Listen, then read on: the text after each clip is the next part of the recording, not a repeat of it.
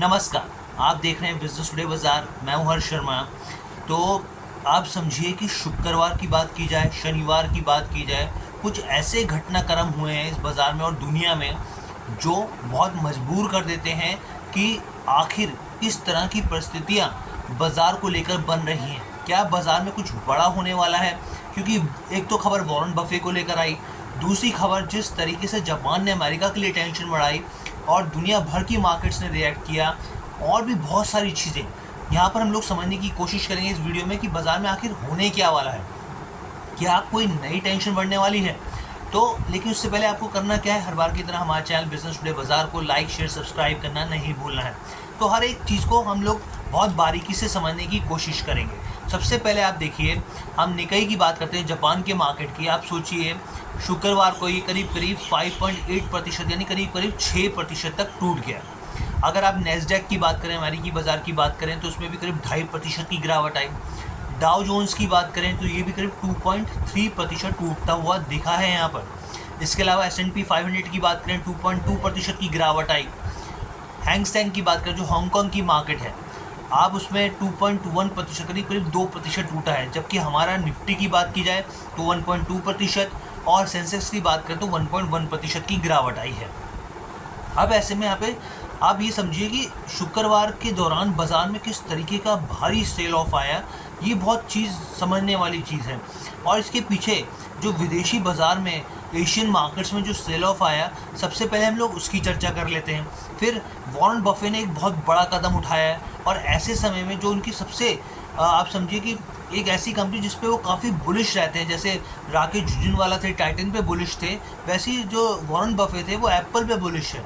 उन्होंने उसको लेकर एक काफ़ी बड़ा कदम उठाया, वो समझेंगे। लेकिन सबसे पहले समझते हैं कि इतना भारी सेल ऑफ आखिर आ क्यों रहा है। तो देखिए, इसके पीछे की वजह है जापान ने अमेरिका के लिए टेंशन बढ़ा दी है। कैसे टेंशन बढ़ा दी है? अभी तक देखिए, स्टैगफ्लेशन से जापान जो है वो जूझ रहा था। आप वहाँ पे इंटरेस्ट रेट की बात करें, 0% इंटरेस्ट रेट था। अब उसने जो इंटरेस्ट रेट है वो 0.25% कर दिया है। अब इससे क्या हुआ?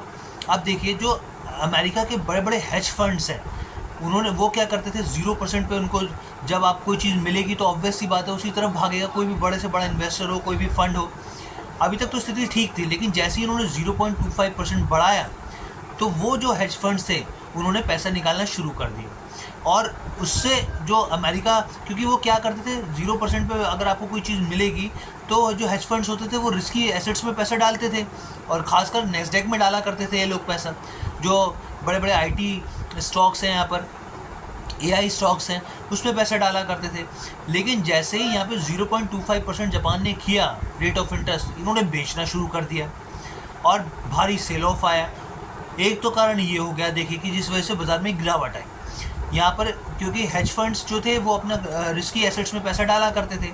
अब यहाँ पे वॉरेन बफे ने क्या किया, अब जिस तरीके से जो हेज फंड्स वालों ने बेचना शुरू किया, वॉरेन बफे ने भी क्या किया, एप्पल में बड़ी हिस्सेदारी, करीब 50% की हिस्सेदारी बेच दी है। जी हाँ, एक एप्पल ऐसी कंपनी जिसको वो मानते थे काफ़ी दमदार कंपनी, फिलहाल के लिए उन्होंने अपनी 50% की होल्डिंग जो है यहाँ पे सेल ऑफ कर दी है।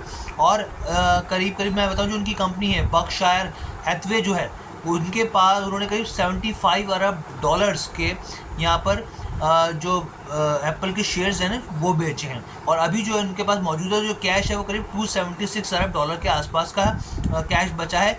लेकिन यहाँ पर उनका ये भी स्टेटमेंट आया है कि अभी वो कहीं पे भी किसी भी कंपनी में निवेश करने से बच रहे हैं। उनका कहना है कि जब थोड़ा माहौल बेहतर होगा, जहाँ पर अच्छे रिटर्न्स मिलने की उम्मीद होगी, वहाँ वो निवेश करेंगे। इसका मतलब बहुत अहम है यहाँ पर कि वॉरेन बफे ने इस तरीके की चीज़ क्यों करी है। एप्पल जैसी कंपनी में जहाँ पर जिसको लेकर वो काफ़ी बुलिश थे, वहाँ पे उन्होंने बिकवाली करी और 50% का पोर्टफोलियो जो एप्पल से जुड़ा था वो बेच दिया उन्होंने। तो जिस तरीके से मैं आपको बोल ही रहा था कि हैथवे जो फंड्स थे, हेज फंड्स जो थे, उन्होंने बिकवाली शुरू की। यहाँ पे वॉरेन बफे जो इतने बड़े दिग्गज निवेशक हैं, उन्होंने भी यहाँ पर बिकवाली करी है। इसके अलावा बैंक ऑफ अमेरिका में भी उन्होंने जो अपनी होल्डिंग है वो काफ़ी कम करी है। अब अमेरिका यहाँ पर एप्पल की चीज़ को भी समझ लेते हैं, भाई एप्पल में ऐसा क्यों हो रहा है। देखिए, चाइना में दरअसल क्या हो रहा है, चाइना में एप्पल की जो सेल्स है वो लगातार घटती जा रही है। ना सिर्फ चाइना में बल्कि दुनिया के कई देशों में एप्पल्स की सेल्स जो है वो लगातार फॉरेन मार्केट्स में जो ग्रिप है एप्पल की वो घटती चली जा रही है, अट्रैक्शन कम होता चला जा रहा है। चाइना की वजह तो एक ये भी है कि चाइना की सरकार की तरफ से जो विदेशी टेक्नोलॉजी पर उन्होंने कई तरह की पाबंदियां लगाई हैं, तो उसका असर भी देखने को मिल रहा है। लेकिन यहाँ पर ये भी एक वजह है कि जो लगातार जिस तरीके से एप्पल की जो ग्रोथ में कमी दिख रही है, उसकी वजह से वॉरेन बफे शायद चिंता में थे, शायद इसलिए उन्होंने ये चीज़ घटाई है। लेकिन हाँ, अभी देखिए आप, लगातार विदेशी मार्केट्स में सेल ऑफ देखने को मिल रहा है। अब सोमवार को हमारे बाज़ार किस तरीके से रिएक्ट करेंगे ये जानना काफ़ी दिलचस्प होगा। लेकिन अभी बाज़ार जो है, दुनिया भर के बाज़ार जो है वो काफ़ी प्रेशर में दिख रहे हैं। कैसी लगी वीडियो कमेंट करके ज़रूर बताइएगा। बिजनेस टुडे बाज़ार के साथ जुड़ने के लिए धन्यवाद।